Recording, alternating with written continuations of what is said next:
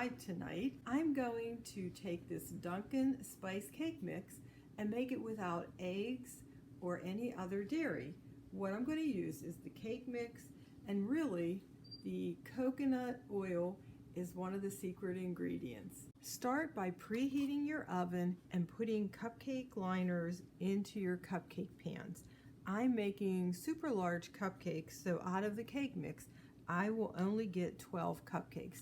If you're making regular size, you will probably get more like 18 to 24. Start by emptying your cake mix into your bowl.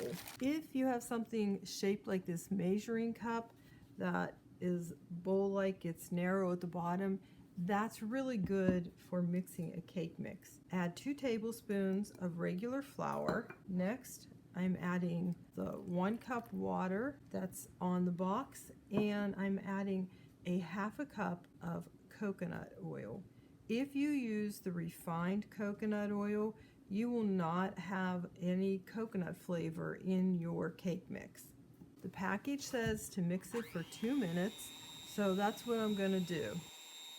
The mix made about 3 cups of batter, so 3 divided by 12 is about 1/4 cup per cupcake. This particular scoop holds 1/4 cup. And then what doesn't get used up 1/4 cup wise, I will even out and put into other cupcakes.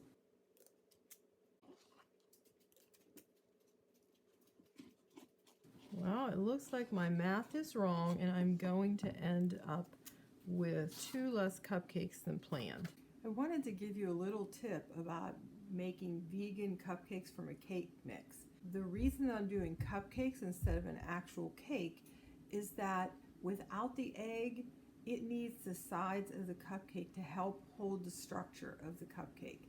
So I always recommend trying to make cupcakes instead of a full layer cake. The cupcakes are finished baking. I tested them 2 ways. I pressed down on the center gently and it comes back, and I'm also going to check with a toothpick. So I put the toothpick in and it has come out clean. I will let them cool in the muffin pans for a little bit. If you take them out right away, sometimes the paper separates from the cupcake. The cupcakes are finished baking and they're cooled. I want to show you how I'm going to fill them. So I'm using a grapefruit knife and I am cutting the center out. That makes a spot for the filling. I'll show you one more and then I'll finish them off camera. Now I'm taking a scoop of the chocolate frosting and I'm putting it inside each of the cupcakes. The person I'm making these for always requests chocolate icing or frosting with their spice cupcakes. And I had never heard of that until Darlene requested it. But then I got to thinking, chocolate and spice taste really great in hot chocolate. So it's a very nice combination. Look how cute that looks. I'm just pressing down the top. And lastly, I'm going to dust them right before I serve them.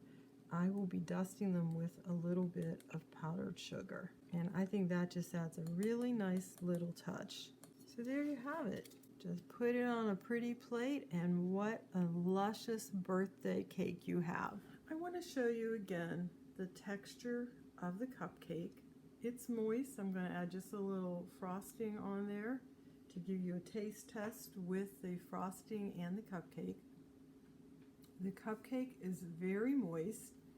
The spice flavor comes out in it, and the chocolate and the spice are such a great combination. Here's what the finished cupcake looks like, and I hope you'll make it and serve it to somebody special in your life.